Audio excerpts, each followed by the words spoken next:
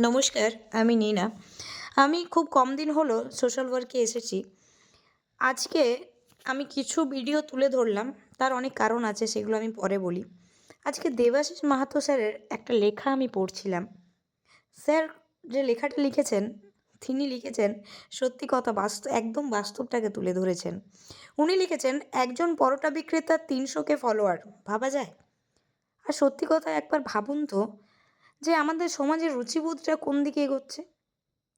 আর আরেকটাভাবে যদি ভাবেন, তাহলে দেখুন না, সমাজে এমন কিছু জ্ঞানী মানুষ আছে যারা সত্যি সমাজের জন্য ভালো করেন, ভালো বলেন।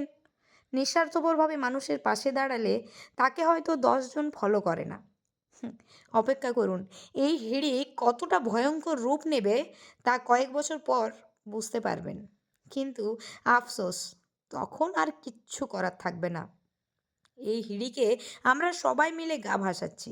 না হলে বলুন তো, কিভাবে রাস্তায় চা বিক্রেতা, রাস্তার পরোটা বিক্রেতা, রাস্তার বিরিয়ানি বিক্রেতার নাম বাংলার মানুষের মুখে মুখে ছড়িয়ে পড়ে?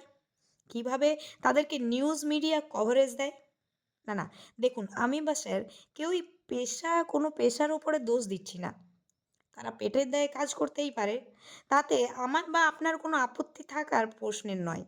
কিন্তু প্রশ্ন একটাই, এত মাতামাতি কেন? দেশের প্রতি, সমাজের প্রতি তাদের কি বিশেষ অবদান রয়েছে বলুন তো? আমাদের জন্য ঠিক তারা কি দিয়েছেন? অথচ যখন কোনো পরিবেশপ্রেমী পরিবেশ রক্ষার উদ্যোগ নেন, কোনো নিঃস্বার্থপর চিকিৎসক বিনা স্বার্থে মানুষের সেবা করেন, কোনো জ্ঞানী ব্যক্তি সমাজের সঠিক পথে চালনা করার চেষ্টা করেন, আর আমাদের মতো কিছু সমাজসেবী নিঃশব্দে মানুষের পাশে দাঁড়ান, আমরা কিন্তু তাদের ভাইরাল করি না। এবার যদি বলেন ভিডিও বানানোর কথা, ভিডিও আমরা একটা কারণেই বানাই, যাতে আরও কিছু মানুষের কাছে পৌঁছতে পারি, যাতে আরও কিছু মানুষ আমাদের পাশে দাঁড়াতে পারে। কিন্তু অবাস্তবভাবে দেখি, তাদের নাম কিন্তু চর্চায় নেই।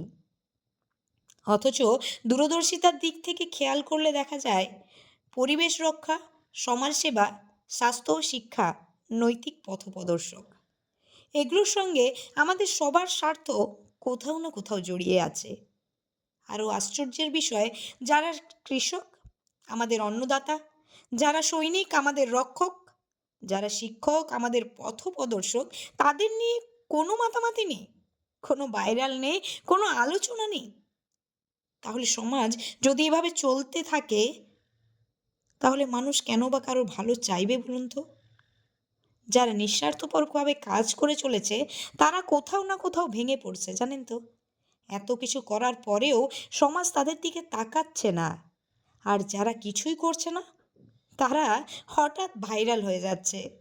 আর সেই ভাইরাল হওয়ার মাধ্যমে তাদের আয়ের গ্রাফ কত উপরে উঠছে, তা আমি আপনি কল্পনাও করতে পারবো না।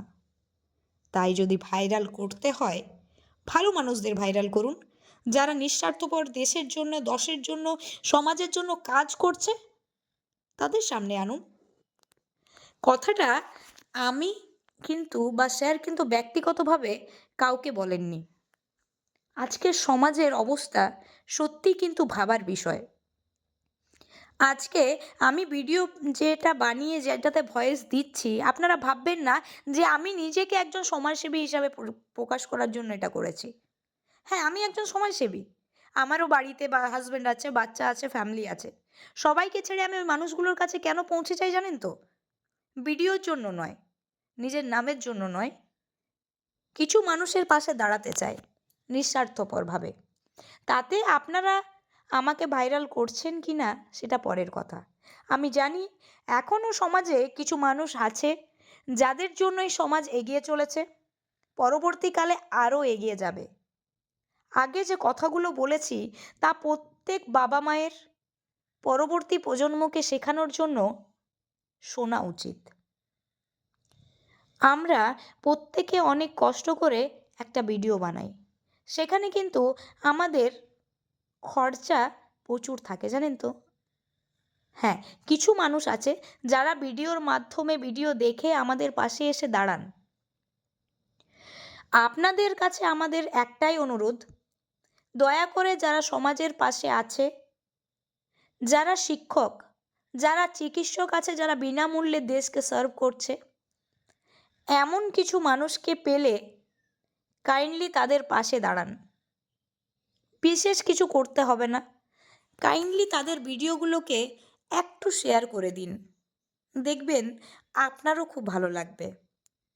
এসব ভিডিও দেখলে কালকে বা পরশু দিন আপনার আমার ছেলে মেয়ে এগুলো দেখে ভালো কিছু শিখবে, ভালো কিছু জানবে, সমাজে যে মানুষ মানুষের পাশে দাঁড়ায় সেগুলো জানবে। অথচ একটা রিলস যেটার কোনো মানে হয় না, যেটা শুধু সমাজকে কলঙ্কিত করে চলেছে, সেই ভিডিওগুলো আমরা ভাইরাল করলে আমাদের পরবর্তী প্রজন্ম কিন্তু সেগুলোই শিখবে। মাথায় রাখবেন, আমাদের প্রত্যেক দিনের যে জার্নি, সেটা কিন্তু একমাত্র আমাদের ভবিষ্যৎ প্রজন্মের জন্যই। তাই খুব সুস্থ স্বাভাবিকভাবে একটু ভেবে দেখবেন, সমাজসেবীদের পাশে থাকবেন। আপনারা আমাদের এগিয়ে যাওয়ার বল, আমাদের ইন্সপিরেশন।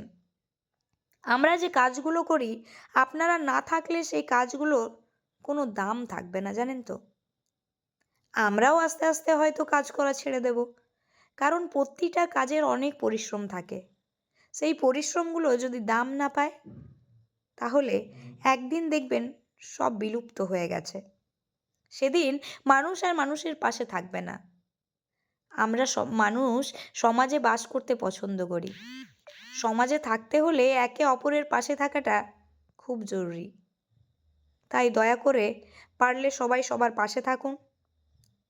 সেসব মানুষের ভিডিওগুলোকে ছড়িয়ে দিন সকলের মুখে মুখে, যাতে পরোটা বিক্রেতা, কোনো চা বিক্রেতা বা ফুচকা বিক্রেতার নাম আমরা সবাই জানি। কোনো পেশাকে ছোট করার জন্য এই কথাটা আমি বলিনি। কথাটা বলার কারণ, আজকে সমাজের যে অবস্থা, তা নিয়ে সত্যিই আমাদের ভাবতে হবে। সমাজের কল্যাণ একজনকে দিয়ে হয় না। প্রত্যেকের পাশে যদি না থাকতে পারি, তাহলে সমাজের কল্যাণ করা কিন্তু একা কারোর পক্ষেই সম্ভব নয়। আমাদের কাজগুলোকে আপনারা যদি অ্যাপ্রিসিয়েট করেন, তাহলে আমাদের কাজের ইচ্ছে আরও বেড়ে যায়। প্রতিনিয়ত অনেক মানুষের কাছে আমরা পৌঁছতে পারি। নিজেদের সাধ্যমতো তাদের পাশে দাঁড়ানোর চেষ্টা করি, তাদের সমস্যার কথা শুনি। আগামী দিনে আরও অনেক কাজ করা বাকি। কেউ কারোর শত্রু আমরা নই এখানে। আমরা সবাই সবার পাশে থেকে সবাই সবার নিজের মতো করে কাজ করব, এটুকুই ইচ্ছে। তাই সকলের কাছে বিনীত অনুরোধ, দয়া করে পাশে থাকুন। আমাদের কাজগুলোকে আরও কিছু মানুষের মধ্যে ছড়িয়ে দিন, যাতে একদিন সমাজ সেবা আপনার আমার বাচ্চারাও শিখতে পারে।